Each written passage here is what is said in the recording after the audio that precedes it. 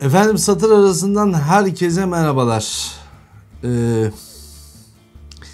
Arkadaşlar dediler ki Celal Şengör'den bahsetmek lazım. Son dönemde özellikle genç kardeşlerimizin televizyonda izlerken Fatih Altaylı'yla, bu aralar Fatih Altaylı'yla bayağı muhabbetimiz olmaya başladı gerçi.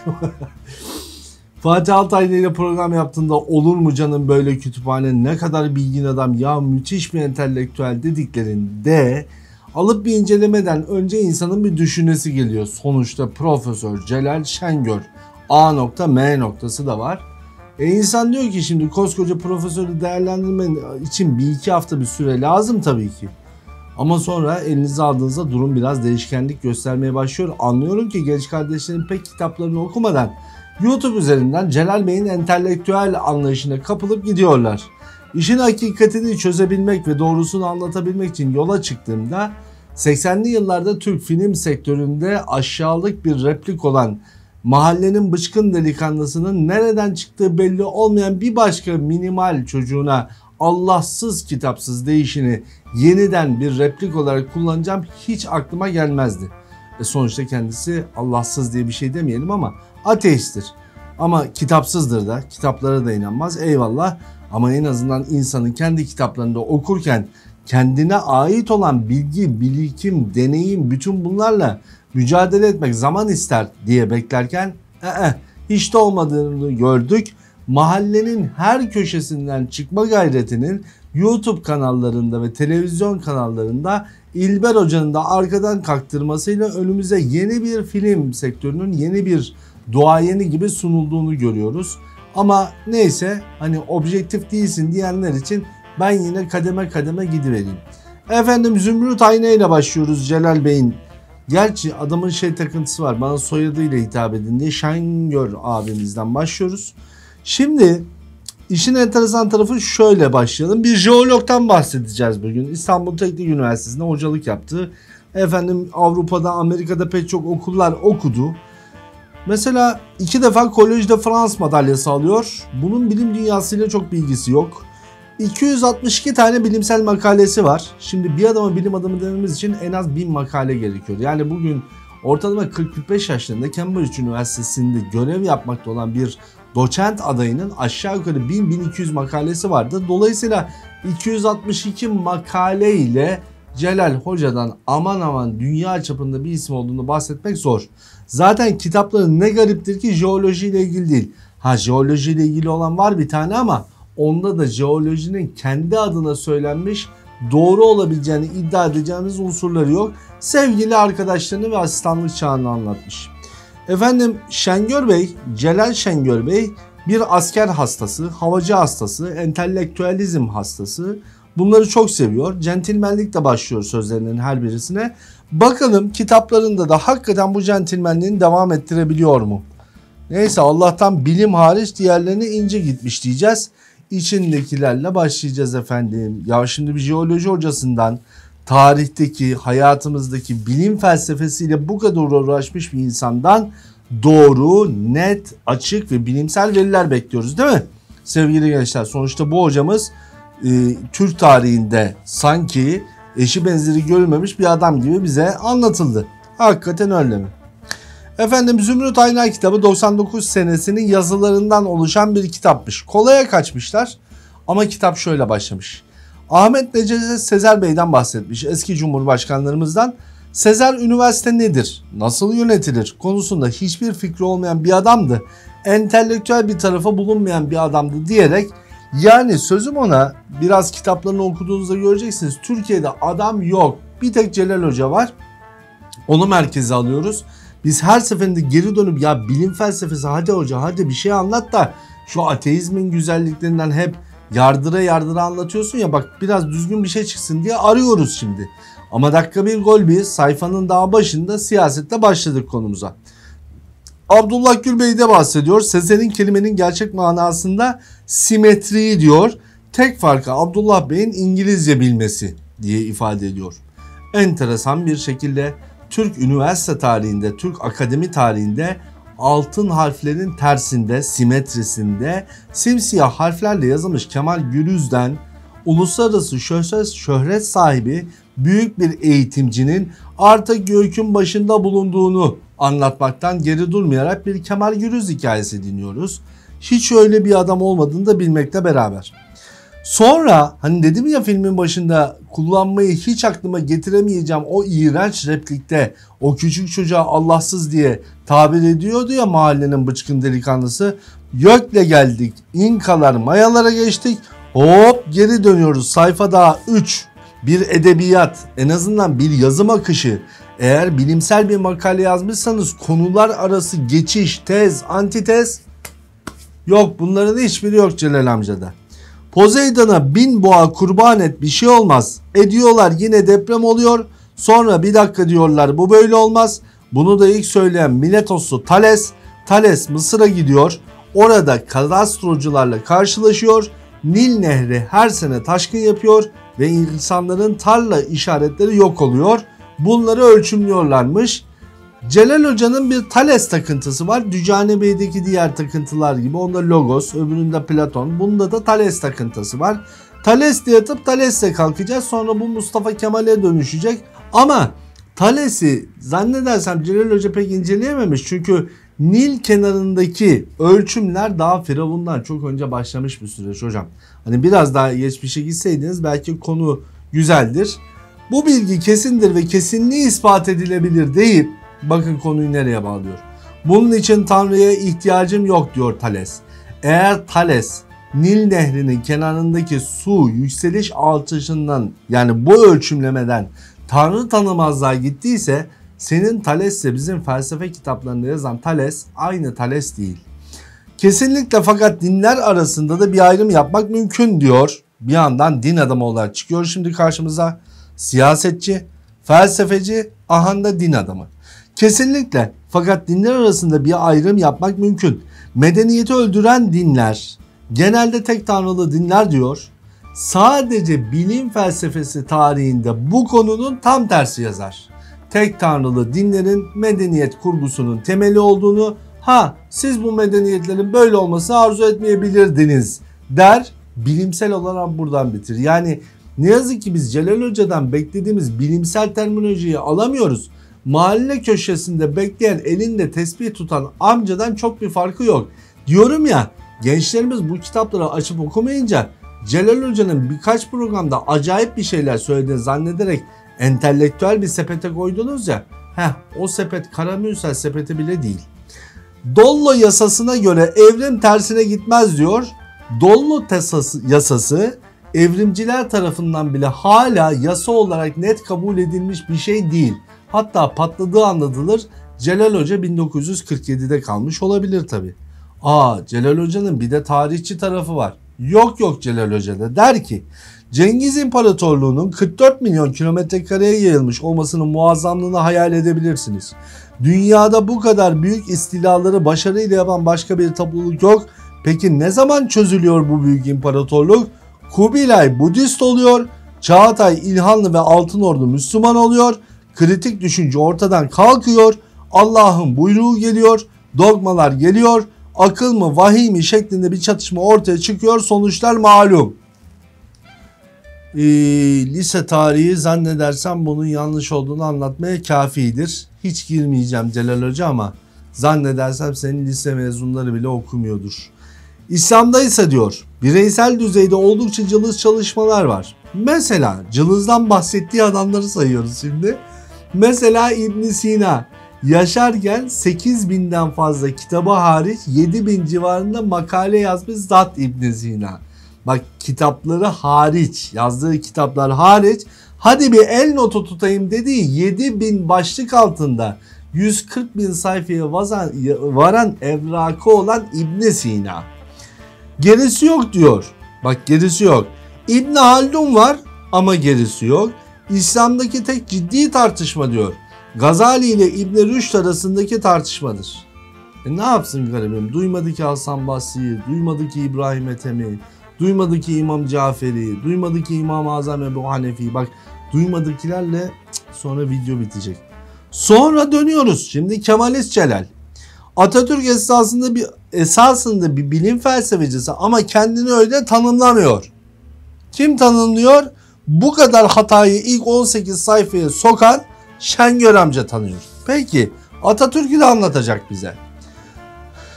Territorial bir parçalanmadan mı söz ediyorsunuz diye soru soruyorlar. Ondan da söz ediyorum çünkü bir millet değiliz. Birbirinden nefret eden bir kalabalığız diyor. Sizin mahalle kaç kişi Şengör abi? Ben onun sorasım geldi. Peki bu Atatürk'ün bir öngörüsüzlüğü olabilir mi diye soruyor röportajda adamcağız. Hayır diyor.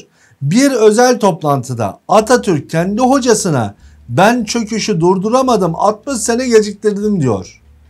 Bu abi çok okumuşluğunu var ya Abdülhamit Hanlarla, Abdülmecitlerle falan bunları karıştırıyor. Tabi yaş da geçmiş. Doğru diyor, Atatürk çok elegan bir diktatördü. Hani bunun edebiyatından mı tutayım, fiilinden mi tutayım, sıfatından mı tutayım?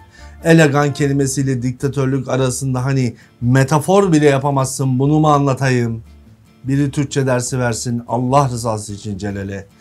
Demokrasinin çalıştığı toplumlar medenidir diyor. Şimdi bak burada bir cümle geldi, şimdi geliyoruz aşağıya. Aşağıda bir yerde diyor ki demokrasi diyor bu halka fazla. Eski sanayi bakanlarımızdan merhum Doktor Nuri Bayar, onun oğlu Mehmet Ali Bayar'ı siyasete sokmaya çalışıyorlar. Keşke becerebilseler. Mehmet Ali Bayar asla böyle bir şey yapamayacağını da ifade etmiş bir amcamızdı. Keşke bunu da yazaydın. Mesela Avrupa'nın bazı ülkelerinde olan Hristiyan Demokrat Partililer kendi içinde çelişkili kurumlardır. Ya adamlar yıllardır Almanya'yı silip süpürüyor Celal Hoca, sen neden bahsediyorsun? Ya biri bunu uyandırsın acaba. Dondurdular, tekrar mı getirirler bu adamı? Neyse, bu kitabı neden baştan basıyorsunuz? Belki topluma yeni bilgiler verebilir. Onun içinde yeni fikirler uyandırılabilir diye. Bu ümit ümitsizliği yener. Benim için bilim tarihi açısından yeni bir ümitsizlik açıldı Celal Hoca. Rahmetli dayıcığım burada ailesine giriyor. Bir bilim adamı kendi hayatındaki değerleriyle gençlere bir şey anlatacak. Dedesine, anasına, atasına anlatmadan duramıyor. Oraya da geleceğiz. Nasıl fabrikalar kurmuşlar, nasıl zengin olmuşlar. Allah'tan ki dilinde kelime tutamayan birisi de dökülünce rahat rahat dökülüvermiş. Biz de hiçbir şey anlatmadan yorumsuz verebiliyoruz. Efendim Semih Sipahioğlu bana bir gün demişti ki paranı kaybedersen önemli bir şey kaybetmiş olursun. Şerefini kaybedersen çok daha büyük bir şey kaybetmiş olursun. Ama ümidini kaybedersen her şeyini kaybetmişsin demektir. Yorum yapayım mı? Şeref küçüktür ümit. Neyse.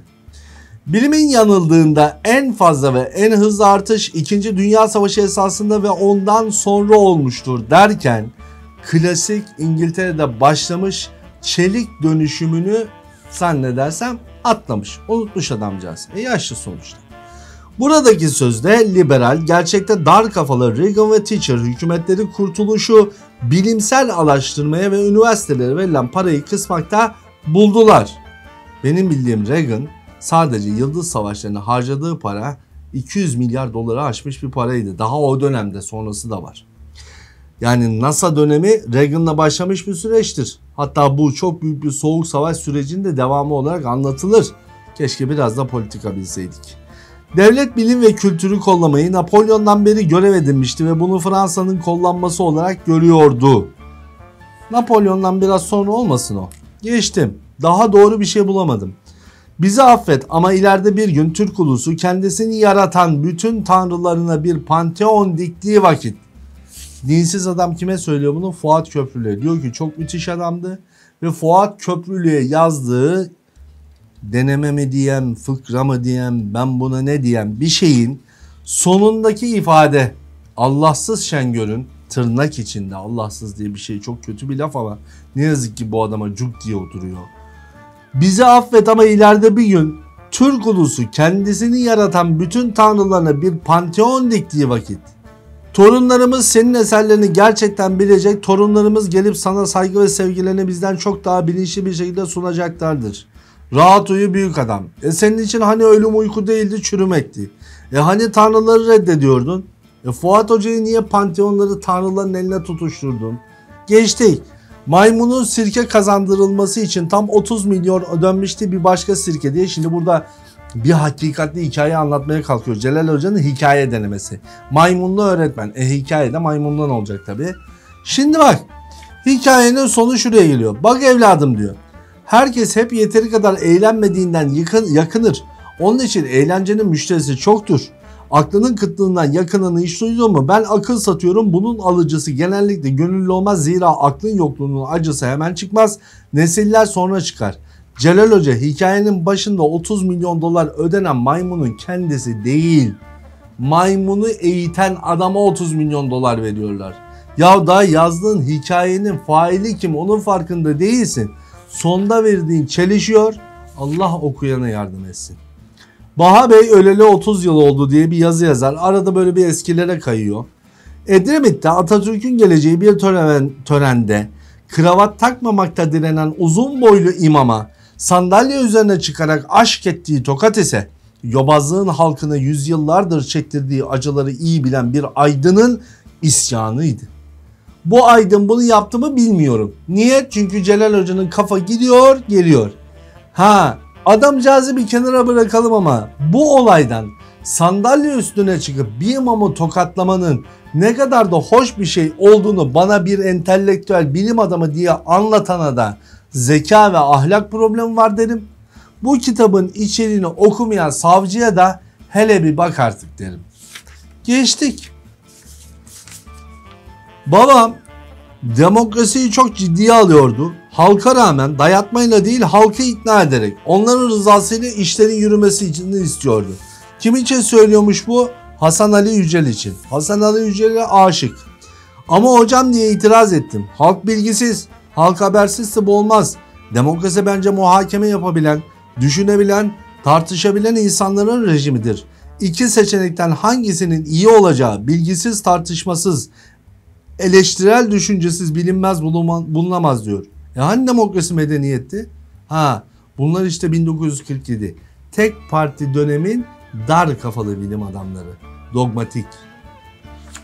Devam ettik bakalım. Lagari Hasan Çelebi basınımız ve bilim geleneği derken diyorsun Celal Hoca yavaş yavaş hadi bakalım biraz bilim hadi ne vereceğiz?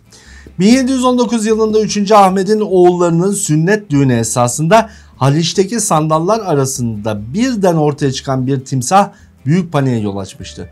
Timsah tersane kasrı karşısında görüldükten sonra tekrar kaybolmuş, bir saat kadar sonra yine yüzeye çıkarak ağzını açmış. Bu sefer içinden çıkan hanende, sazende ve rakkaseler bir gösteri yaptıktan sonra tekrar timsahın içine girmişler. Timsah da Halic'in sularına dalarak geldiği gibi kaybolmuştu.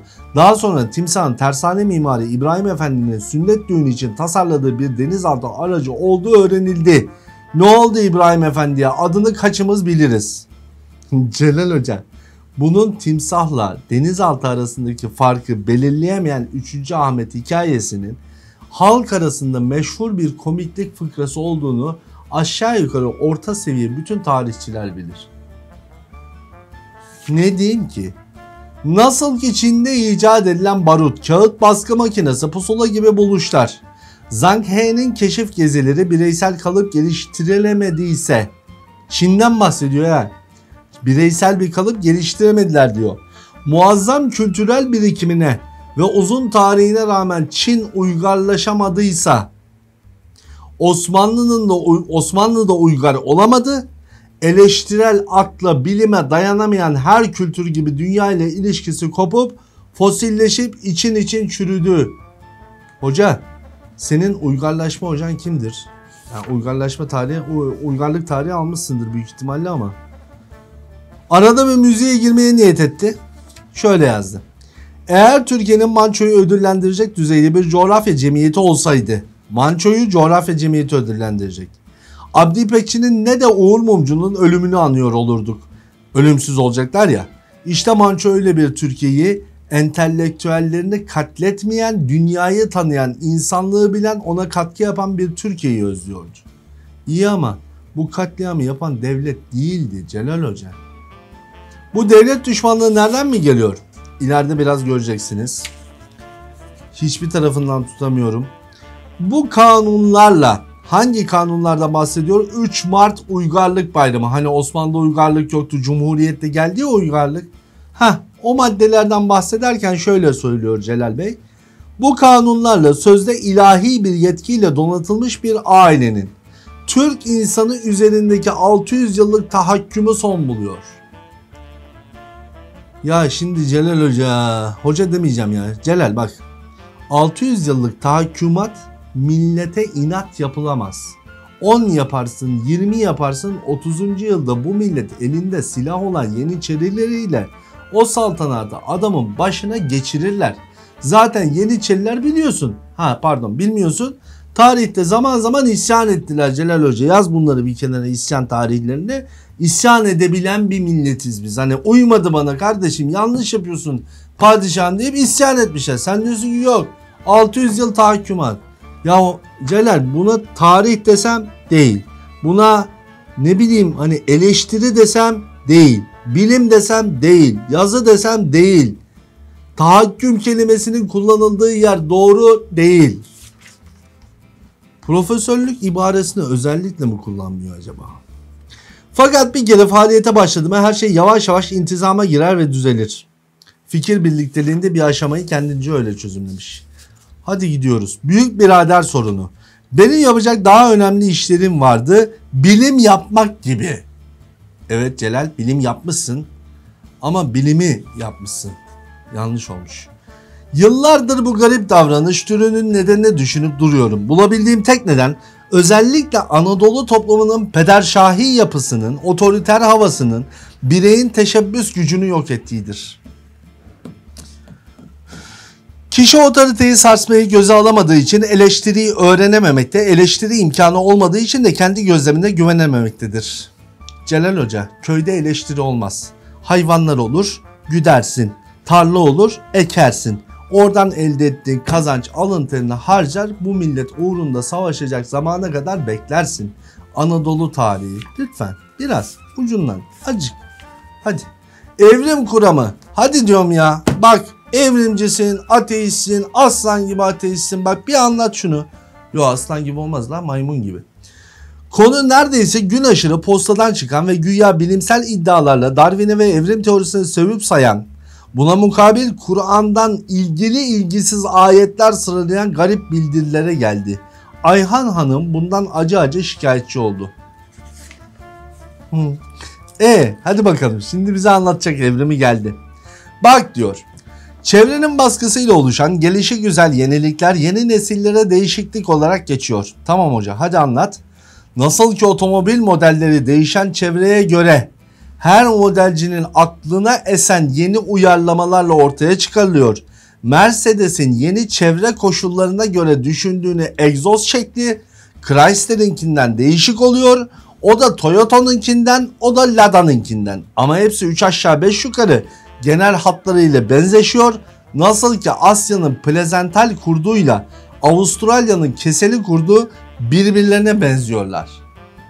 Celal Hoca, biz yıllar önce senin gibi zeka seviyesi daha aşağıda olan kişilere diyorduk ki bak her şeyi yapan birisi var. Bu arabayı nasıl yapmış, bu sanatın bir sanatkarı varsa bu alemin de bir sanatkarı var diyorduk.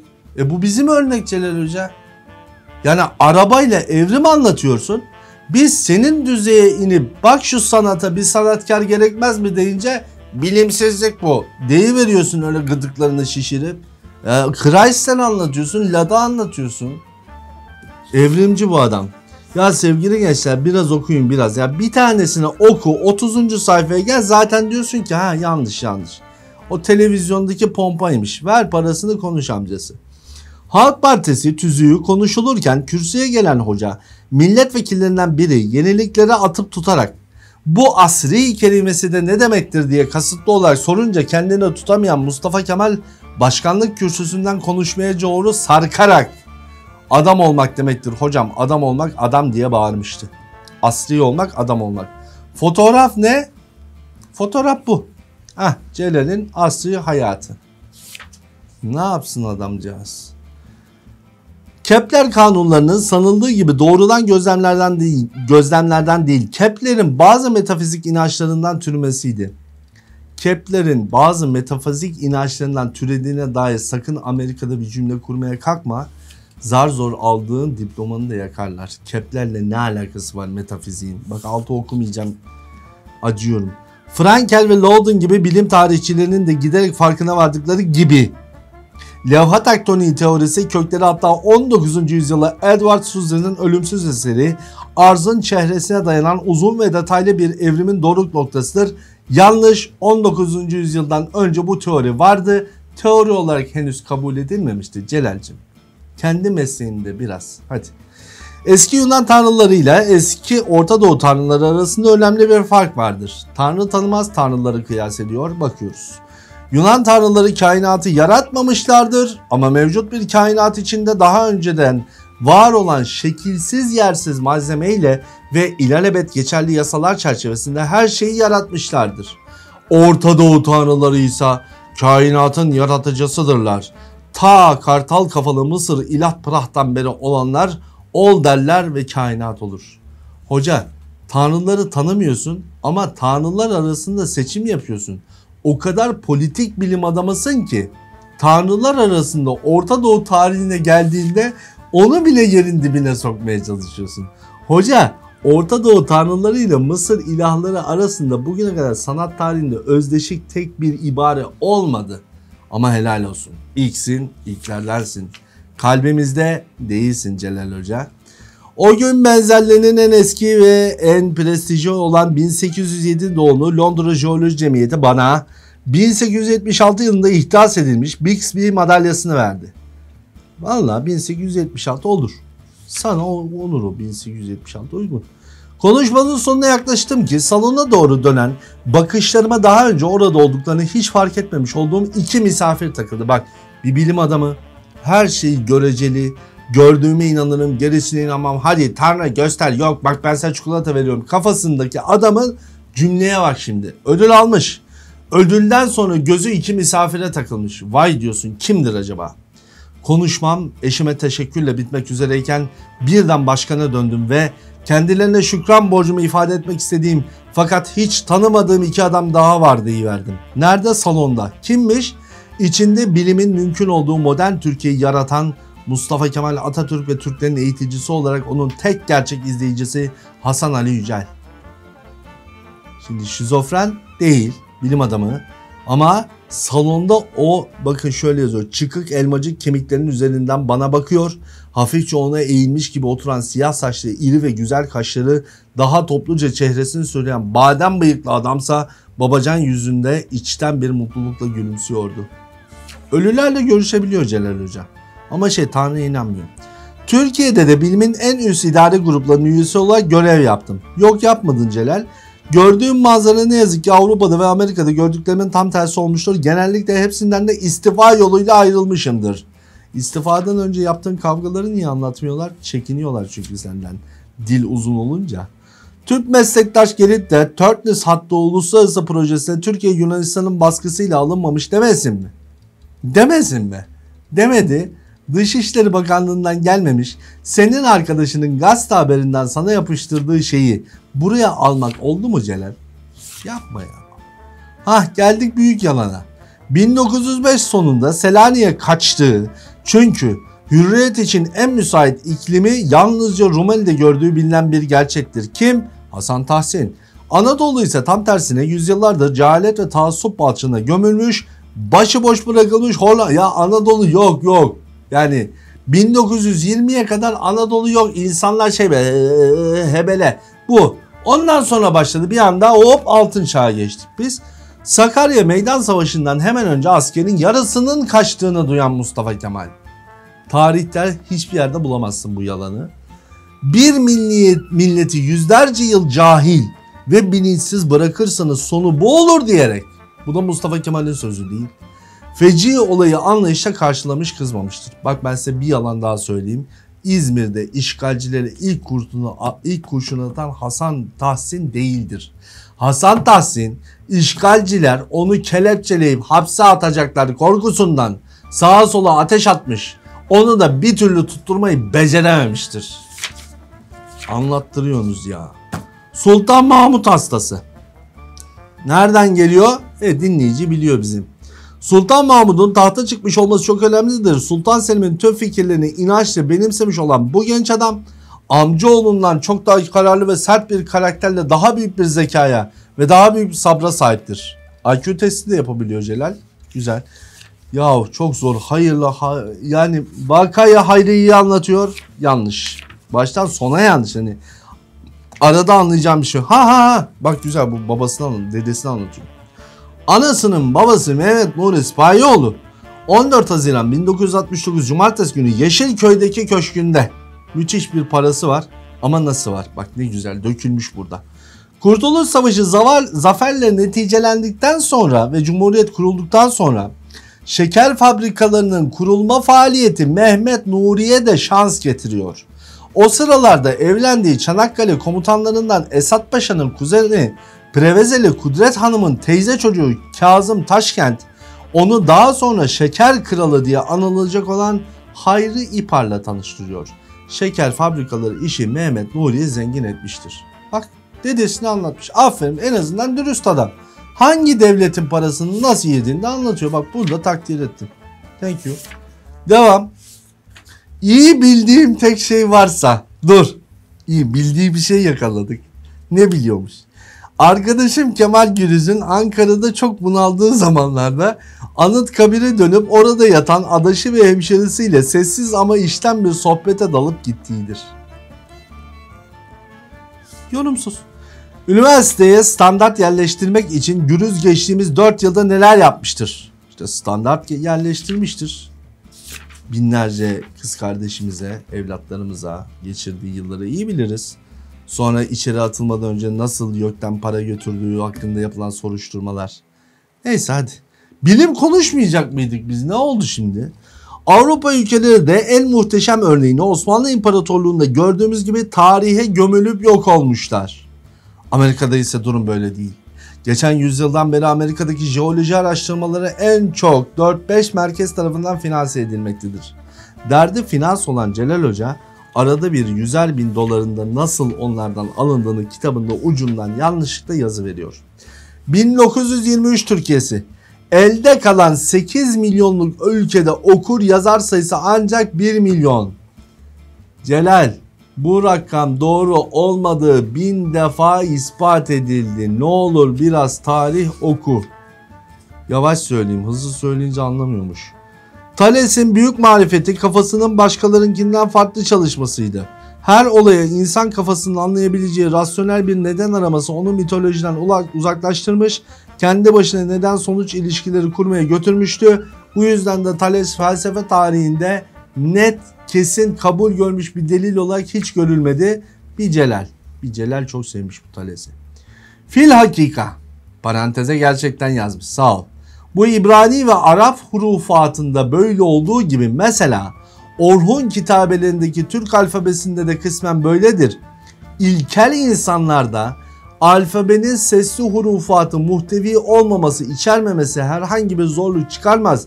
Zira kelime haznesi sınırlı olduğu gibi yazılı metinler de mahdut ve basittir. İnanın bana Orhun kitabelerini okumamış. İddia ediyorum ve net bir şekilde söylüyorum. Çünkü Orhun kitabeleri döneminin en önemli edebiyat parçası olarak dünya çapında kabul edilmiş. Efendim, Geo yer ve logos söylem kelimelerinden oluşan jeoloji adının verilmiş olduğu bilim tüm doğa bilimlerinin en temelidir. Sakın üniversiteye söyleme bu cümleyi. Toplanılan notaları müzik haline getirmek her babayiğidin harcı değildir. Celal, notalar toplanmaz. Önce hayal edilir o müzik kafada, sonra o müzik notalara aktarılır. Girme. Vallahi girme, böyle şeylere girme. Doğanın horladığı toplum. Batı, Kızıldeniz'den veya Akdeniz'den burnunu her çıkardığında doğanın tokadıyla perişan olan uygarlaşamamış Osmanlı'yı dize getirmiştir. Batı 400 yıl Osmanlı'yı methetti Celal. Bu Osmanlı ile bir şey karıştırıyor arada ama neyse. Şehadetimizden neredeyse 80 sene sonra bir deprem, bir meydan muharebesi kadar insanı yok etti ülkemizde. Bizler ölüme koşarken en tiksindiğimiz ses güya ilahi çağrılarla bizleri vatana ihanete teşvik eden pesbayelerin sesiydi. Celal, o tiksindiğin sesin ataları olmasaydı senin deden o şeker fabrikalarının sahibi olamazdı. Yani Müslümanlara hakaret ederek bilim olmuyor ki Birazdan ne yazık ki son kitabına geleceğim. Bilim adamı da değilsin. Daha kendi alanında çakabildiğin tek çivi olmadı. Araştırdık, bulduk.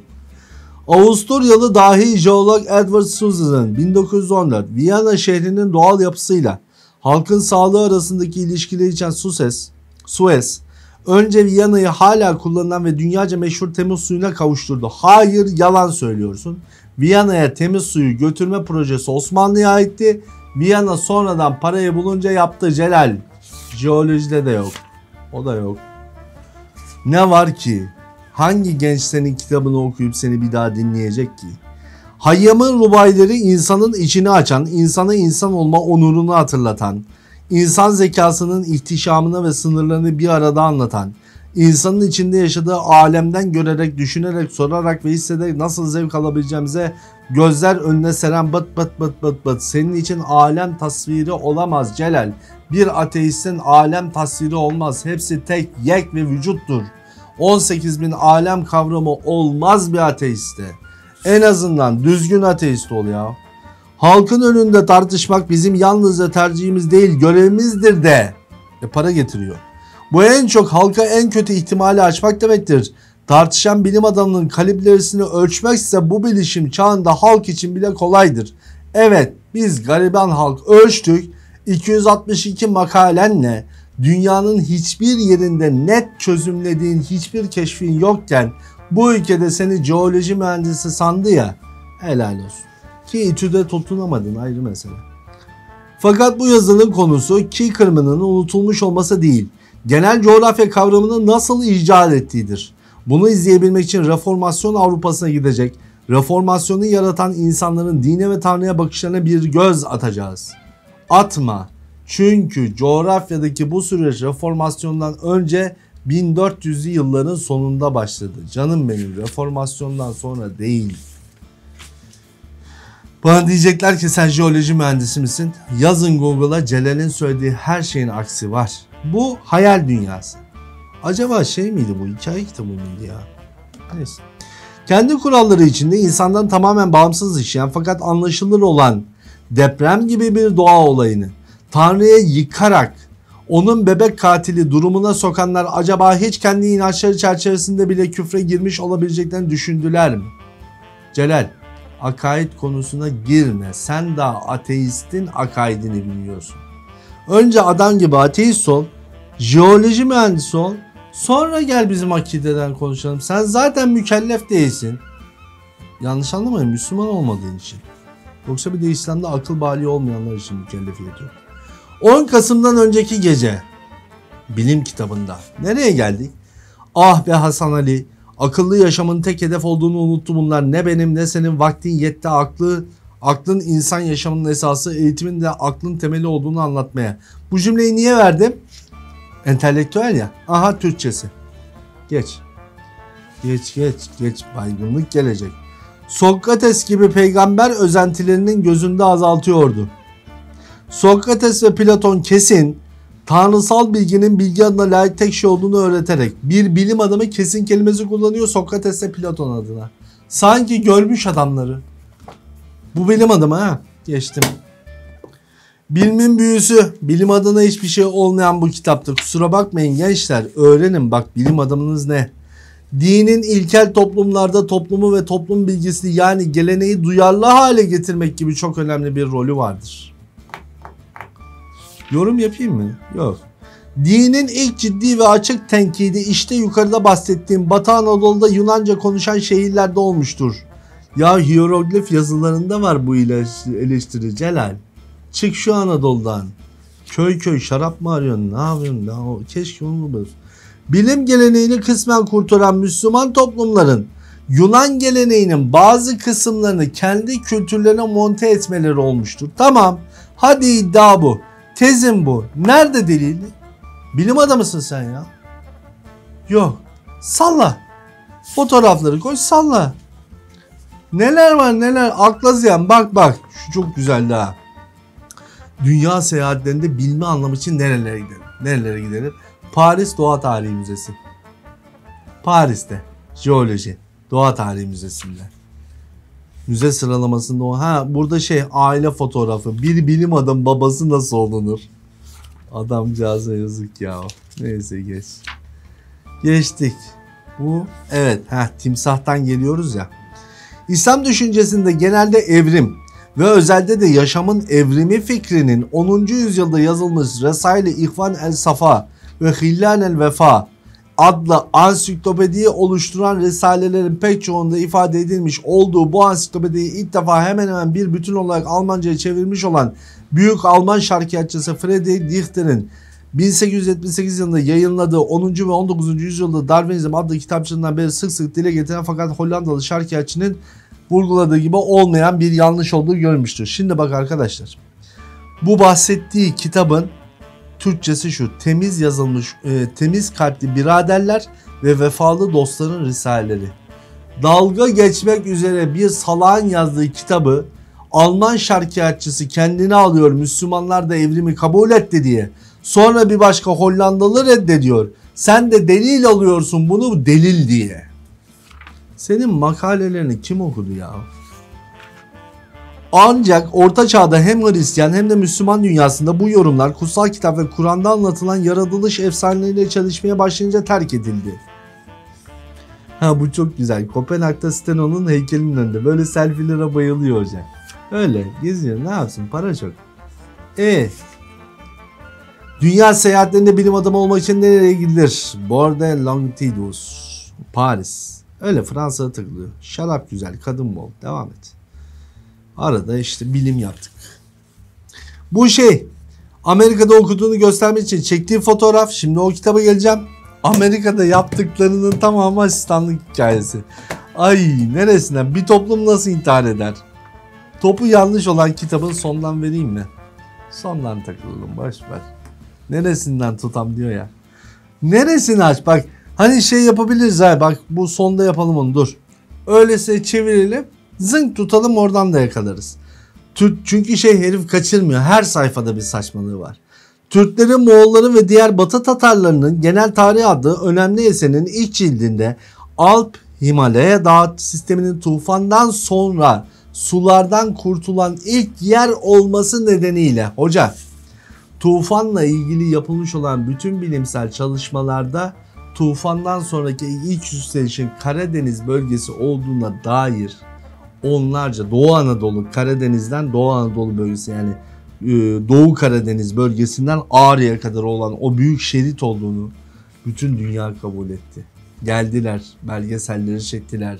Cudi Dağı'nda mıdır, Ağrı Dağı'nda mıdır dediler. Sonra döndüler, Cudi Dağı'na yoğunlaştılar. Arkadaşlarındır gelenler. Arada bir ara, yani konuş. Hayret ediyorum çünkü benim anladığım Kemalizm bilimi ve bilimsel düşünceyi temel alan bir yaşam tarzının savunulmasıdır. Dahi Diktatör kitabında ise Mustafa Kemal Atatürk'ü anlatır.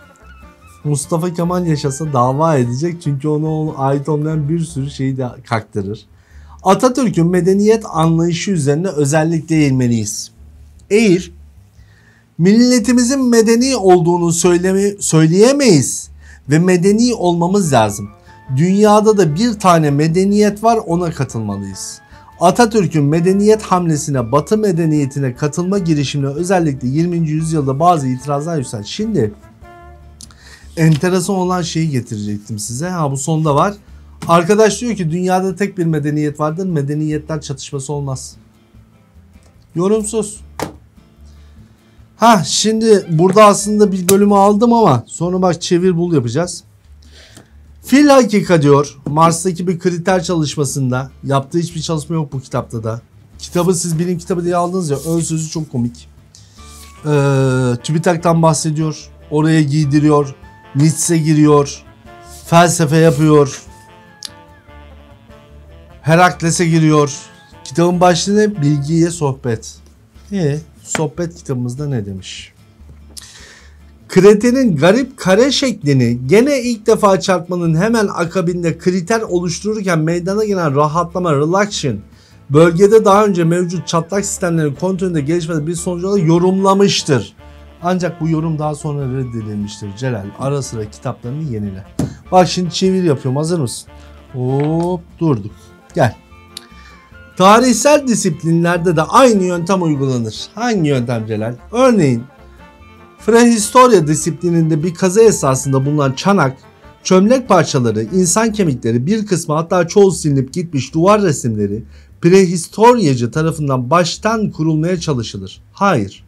Önce bilgisayarlar keşfedilir Celal. Önce parça modellenir. Model bilgisayara aktarılır. Bilgisayardan bu modelin uyabileceği şekil talep edilir.